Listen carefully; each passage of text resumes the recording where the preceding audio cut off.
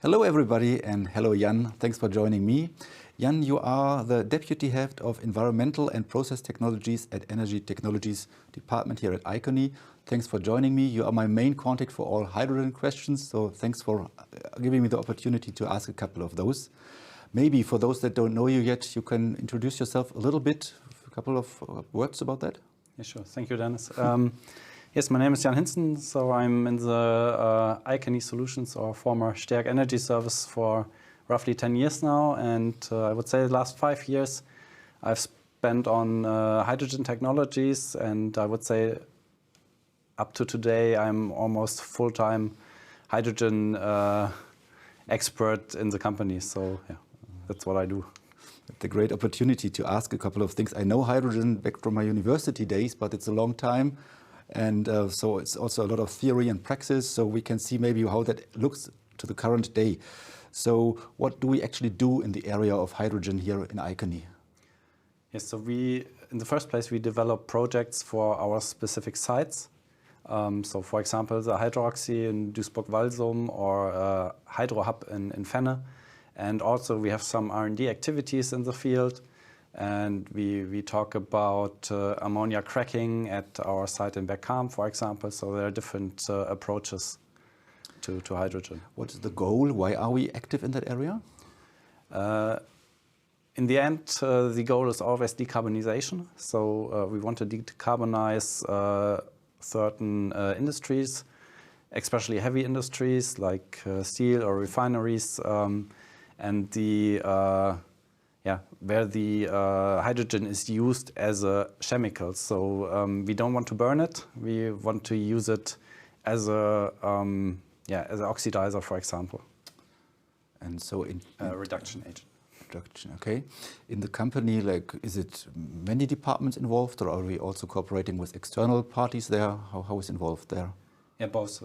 From our house, there are certain departments involved. So we have business development, of course, we have communication, we have trading, we have the purchase and legal department, also commercial and finance, and of course technical, where I come from, departments are involved. So I probably forgot half of them, but I bet they will let us know. Yeah, they will let us know. Is it more still of a like an R&D topic, so more theory, or are we already in a like industry phase there in terms of hydrogen and the components? Yeah, good question. So the projects we are developing, especially Hydroxy and Hydro Hub, are large-scale projects, so there's no R&D. So of course technology is new, but we are talking about real plants that have to be operated in the market, and there's no R&D topic to that. So there was some progress over the last few years since I left university. For starters, and so what options are there to make the hydrogen currently these days? I think there are a couple of different ways to make it. Yeah, the conventional way is actually steam reforming. It's a process where methane is split into CO2 and hydrogen. So that has obviously two disadvantages. So one is we don't want to use methane anymore, and on the other hand, we don't want to produce CO2. So there's an alternative, which is called water electrolysis. And there we use water and we split it into hydrogen and oxygen. And we do that via electrical power. And there's also additional processes, for example, pyrolysis. But I would say these processes are still in development, so they are not yet available for large-scale applications.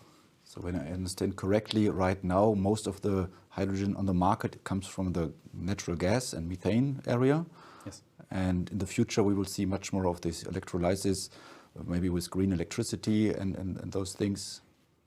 What are we mainly producing? What is our focus? So we want to exclusively produce green hydrogen, because we only look at the water electrolysis process, and it's only making sense with green electricity. So if you use, for example, power from coal-fired power plants, that will be not effective, because then you can rather use the coal itself to produce the hydrogen directly, which will have a better efficiency than first produce power, then produce hydrogen. Yeah, and those components that we use right now, are they more like small or big? Like for this green hydrogen, what is the focus there? Yeah, that of course depends very much from the project size.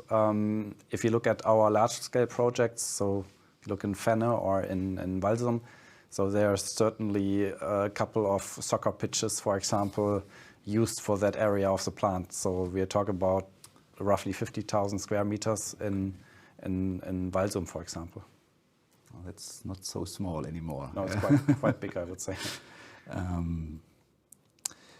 At university, I was told choose one unit and then compare everything to that. So I went for megawatts and not tolls of coal equivalent and so on. I think for the hydrogen, I have to learn something new. Is megawatts the right unit, or should I learn something else to compare size and capacity of a plant? Yeah, from my opinion, we can use megawatts. It's perfectly fine, but I think there are some disadvantages with the electrical power, because on the one hand, you always have the electrolysis power itself, which degrades over the years. So the plant will get bigger in that point of view. So the first day you will use 10 megawatts, and maybe 10 years later it will be 12. So I rather like to use the production rate, like tons per hour or kilograms per hour, because I think it's more precise and it gives you a better possibility to compare different technologies. That's good to know. And this change over time is also something I will keep in mind. I was wondering how flexible the technology that you talked about is right now. Can I just turn it on and off 20 times a day, or is it maybe it needs a stable condition to operate efficiently in terms of lifetime and its consumption and so on? How flexible is it in general? Yeah, today there are basically two different technologies of electrolysis. So this is the PEM technology and the alkaline technology. So the alkaline technology is a little bit older and it's got already some references worldwide.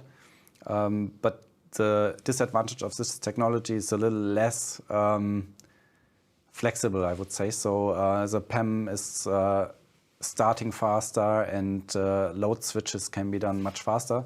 So that is an advantage of the PEM technology, to be a little bit more flexible. Good.